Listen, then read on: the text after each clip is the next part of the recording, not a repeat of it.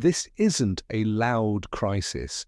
There are no sirens, no dramatic breakdowns. It's a quiet epidemic, a hollowness that grows in the spaces between our busy lives. It's the feeling you get when you put on that album, the one that used to send shivers down your spine, the one that understood you in high school or college. And now, it's just noise. It's background. The chords are the same, but the magic is gone.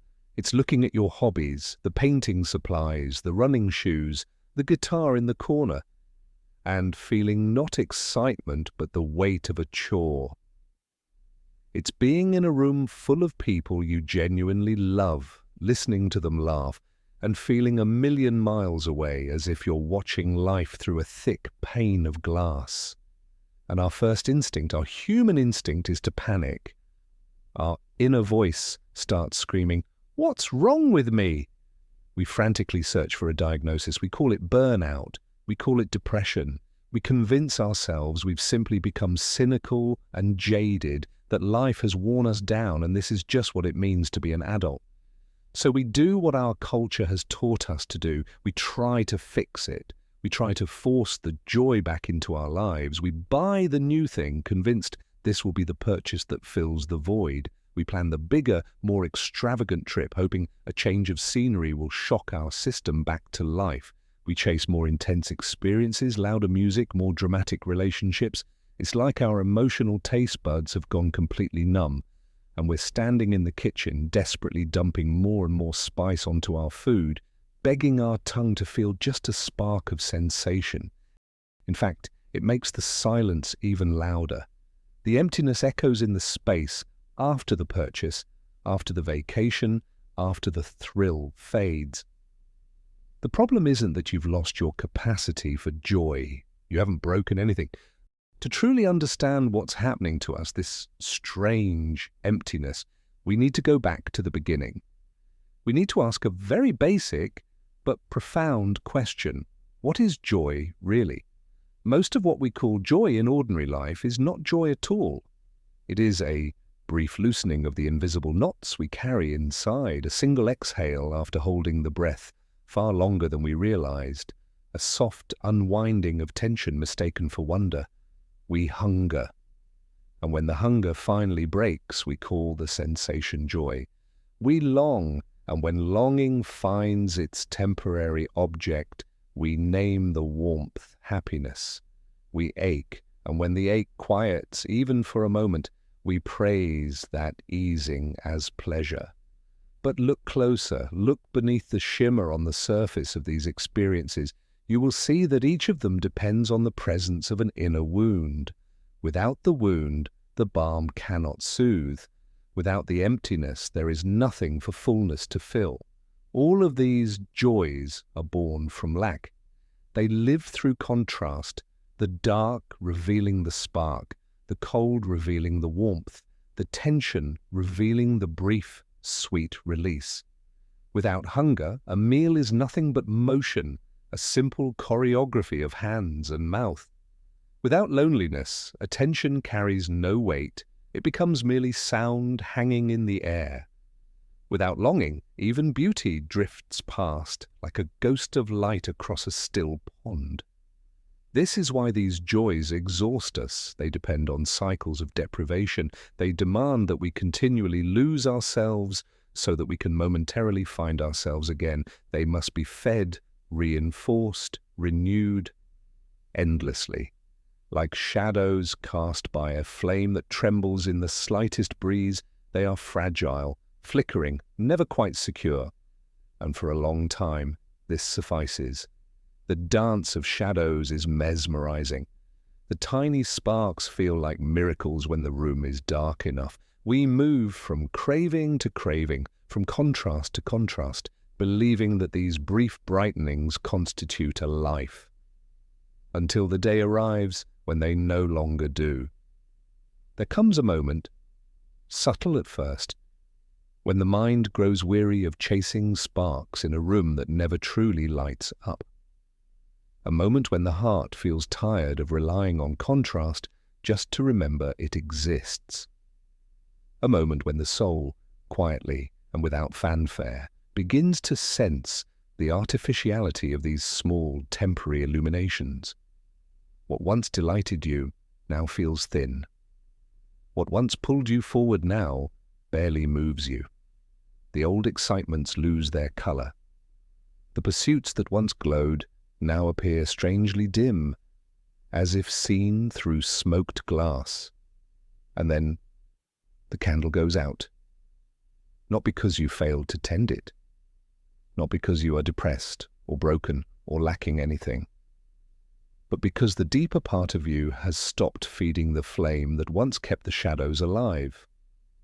The inner eye, long accustomed to dimness, has begun to seek a different kind of light. A steadier light.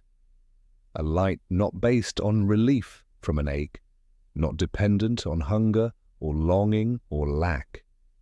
When the candle dies, the room doesn't suddenly fill with brilliance. Instead, it collapses into stillness. The shadows that once entertained you vanish at once.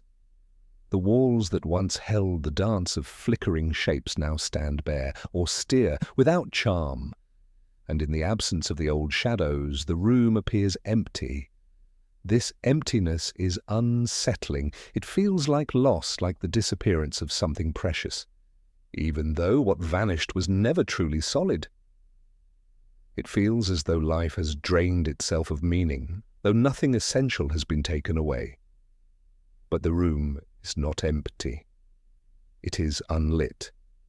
It is awaiting a different illumination. The falling away of old light is not the end of joy. It is the end of mistaking sparks for stars. It is the end of a chapter in which the soul settled for flicker when it was meant to see flame. You are not losing joy. You are losing the illusions that once impersonated it. Imagine living your whole life inside a dim room lit only by weak candles, not enough to see clearly, not enough to know the room as it truly is, yet just enough to cast shadows across the walls, shadows that shimmer, stretch, bend, and twist into shapes you learn to follow. Movements you begin to mistake for guidance, patterns you begin to confuse for purpose, a choreography of silhouettes that becomes your entire world. You stare at these shifting forms for so long that you forget they are shadows at all. You grant them meaning, you grant them identity, and slowly you grant them authority over your sense of what life is supposed to feel like. And then one day, without warning or ceremony, a door opens. Daylight pours in, not gently, not gradually, but with a force that feels almost violent in its purity. The room, once filled with intricate shapes dancing on the walls, is flooded with a brightness so complete that it erases everything familiar. At first, the light is blinding, the eye recoils, the mind contracts. Everything, every object, every corner turns pale, washed out, formless. The shadows vanish instantly as if they never existed. The dancing shapes disappear, leaving behind only bare walls and silent floorboards. And in that moment, you think, my world has gone flat. Everything I cherished has dissolved. I have lost everything. But the truth is quieter, gentler, and far less catastrophic. You haven't lost anything. You have only lost the illusions that depended on darkness to survive, only the shapes that were never solid, only the motions that were never real. What feels like emptiness is simply the absence of distortion. The problem is not that the world now lacks color. The problem is that your inner vision, shaped for so long by candlelight, has not yet learned to see in this new brightness. You are standing in a truth too clear for the eyes accustomed to shadows. This is the stage where panic sets in, where the mind whispers, something is wrong with me, where the heart concludes, I must be numb, where the soul fears the world has emptied itself, but nothing outside you has vanished. What has emptied is the lens through which you used to look. The old way of perceiving has collapsed, leaving behind a clarity you do not yet know how to interpret. It is not the world that feels colourless. It is the stripping away of the contrasts that once tricked your senses into feeling alive. For so long you relied on the interplay between shadow and flicker, the thrill of sudden brightness against deep dimness, the dramatic rise and fall of emotional contrasts. Now, without those contrasts, the world seems still, quiet, neutral, almost unbearably simple. This simplicity feels foreign. It feels like loss because you are used to stimulation masquerading as meaning. But the truth emerging beneath this simplicity is not emptiness. It is reality. Unembellished, unagitated, undramatic. You are not losing your capacity for joy. You are losing your addiction to shadows, to flickers, to illusions, to the restless movements that once kept your attention tethered to the walls instead of the room itself. And though this new light seems stark now, and though your vision trembles in its presence, there will come a moment, quiet, almost imperceptible, when your eyes begin to adjust. And you will see that nothing precious was taken from you. Only the shadows that once kept you from seeing what was always here. Between the extinguishing of the candlelight and the adjustment to daylight, there is a strange, silent interval, a void, a threshold, a liminal pause in which nothing holds its previous form, a gap. This gap feels like death, not because anything has truly ended, but because everything that once defined you no longer reaches you. You extend your hand toward the old shadows and find nothing there. You turn toward the new brightness and see only haze. You stand suspended between fading and becoming, unable to return, unable to advance. It is a state of profound disorientation, a sensation like floating without reference points, no horizon, no outline, no anchor. You stand between worlds, a traveller, in a corridor with no scenery, no direction, no sound, a passageway that stretches not forward or backward but inward, deep into the architecture of your own unformed self. This is the moment when people feel most like ghosts, walking through familiar places when thou shit untouched by them, moving through routine, yet not alive within them, hearing their own voice, yet feeling it as if spoken from elsewhere, present yet absent, here yet not here. And because the mind has no map for this terrain, it interprets the emptiness as collapse. It whispers that something has gone wrong, that you have become hollow, disconnected, lost. But this ghostliness is not your disappearance. It is the dissolution of a version of you that can no longer survive what comes next. The self you knew, the one shaped by shadows and flickering lights, the one animated by contrast and craving, can no longer function in the new brightness. Its foundations are too narrow, its structures too fragile, its habits too bound to the dark. And so it begins to unravel. Caterpillars do not become butterflies. They dissolve completely, utterly, without dignity, into formlessness. Inside the cocoon there is no creature, and yet the potential for a creature is everywhere. What once crawled cannot imagine the wings that will one day unfold, and so the dissolution feels like annihilation. You are in that formlessness now. You are not failing. You are not regressing. You are not slipping into nothingness. You are melting out of an identity that has completed its purpose. Do not mistake this dissolution for failure. It is the precondition for transformation. The psyche cannot be rearranged while the old structures are still clinging to their shapes. The vessel must lose its edges before new contours can be drawn. What felt like solidity must surrender before authenticity can emerge. This gap, this haunting stillness, this suspension between identities, is not a punishment. It is an opening, a clearing, a sacred emptiness in which the old self softens and the new self has not yet found its face. And yes, it feels unbearable at times. You may feel as though your emotions have curled inward, your motivations dimmed, your inner compass erased. You may gaze at your life and fail to feel its texture. You may reach for familiar comforts and find them hollow. But nothing is wrong here. Nothing is malfunctioning. Nothing is being taken from you except what has already outlived its usefulness. The gap is the silent chamber of metamorphosis, a place where the soul rests between chapters, where the psyche breathes, where the noise of old habits fades long enough for a deeper instruction to be heard. You cannot rush this stage. You cannot force clarity to arrive.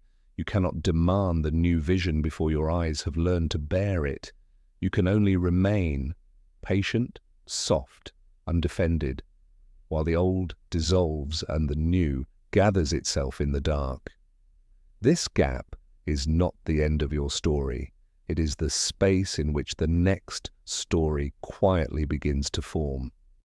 Emptiness terrifies us because we mistake it for meaninglessness. We believe that when the inner landscape falls silent, life itself has withdrawn. We assume that the absence of sensation is the absence of being. But in the language of the soul, emptiness is potential. It is the uncarved block, the untouched canvas, the fertile hush before creation begins. A bowl must be empty to hold water. A field must lie fallow to grow anew. The silence between notes is what gives music its shape, its breath, its depth. So too with the soul. When the familiar excitements fade, when the noise of old cravings grows quiet, when the previous patterns of feeling dissolve, the psyche is not collapsing. It is clearing space. For as long as you cling to old joys, those brief sparks of relief that flickered in the darkness, there is no room for a deeper experience to rise within you. The soul cannot reveal its fuller light while the hands are still grasping for shadows. This deeper experience is not thrilling.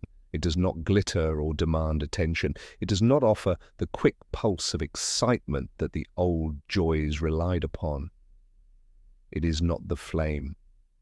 It is the warmth behind the flame, a radiance without spectacle, a glow without drama. It is not the shadow. It is the source of the light that made the shadow possible. It is not pleasure. It is sufficiency, completeness, a quiet, unwavering okayness that does not rise or fall with circumstance, something steady, something interior, something that does not need a reason to exist. This is the light your eyes are learning to see, but it does not arrive in a surge. It does not break in with force. It does not declare itself with grandeur. It comes slowly, subtly, gently, not like fireworks, more like dawn, the kind of dawn that unfolds so gradually that you cannot pinpoint the moment night ends and morning begins.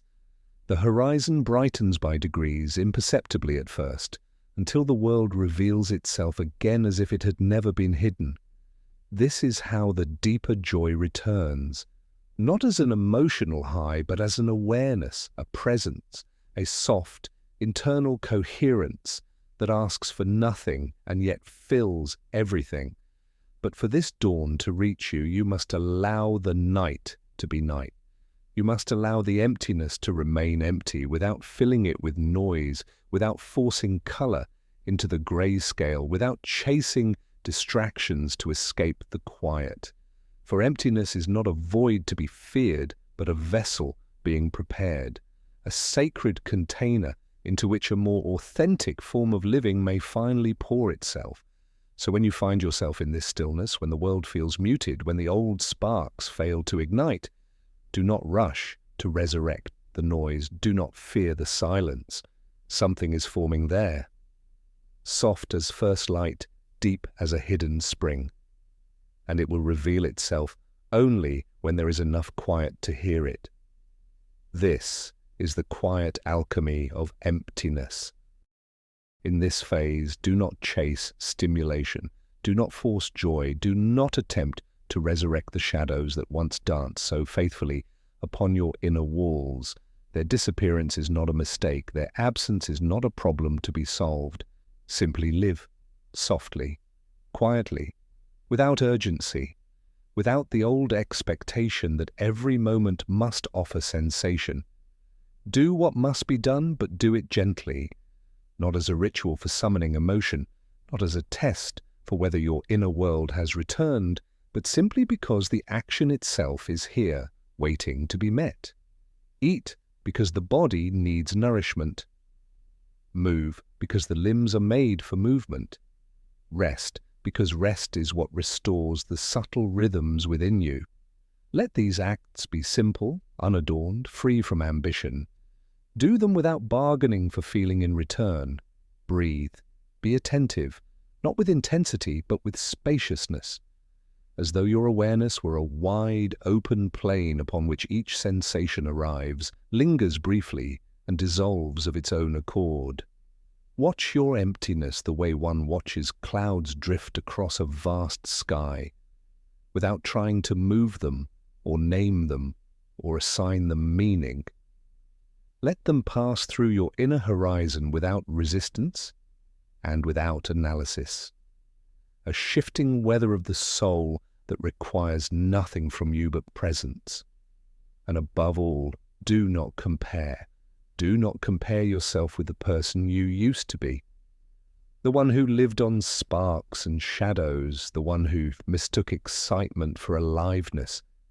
That version has served its purpose and is now dissolving like chalk in rain. Do not compare yourself with others either. Not with their apparent brightness, not with their laughter, not with the stories they project. Comparison is a doorway back into the candlelit room, back into the world of flicker and distortion, back into the old belief that emotion is the proof of existence. Do not compare your present quiet with some imagined future in which you feel like yourself again. You are not meant to return. The self you remember belonged to a previous chapter, a previous light. Let the mind tire. Let its grasp loosen. Let its attempts to recreate the past dissolve like breath fading on a cold window. Let the shadows go, remain here, in this uncluttered stillness where nothing stirs. And yet something vast is forming. You may not sense it yet. You may not perceive the faint contours of the new self taking shape beneath the quiet. Transformation rarely announces itself.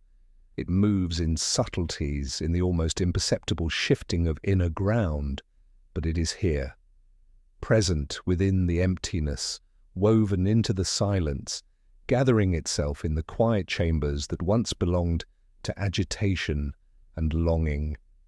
Your task is not to accelerate it, not to demand it reveal itself, not to force the dawn before the horizon is ready.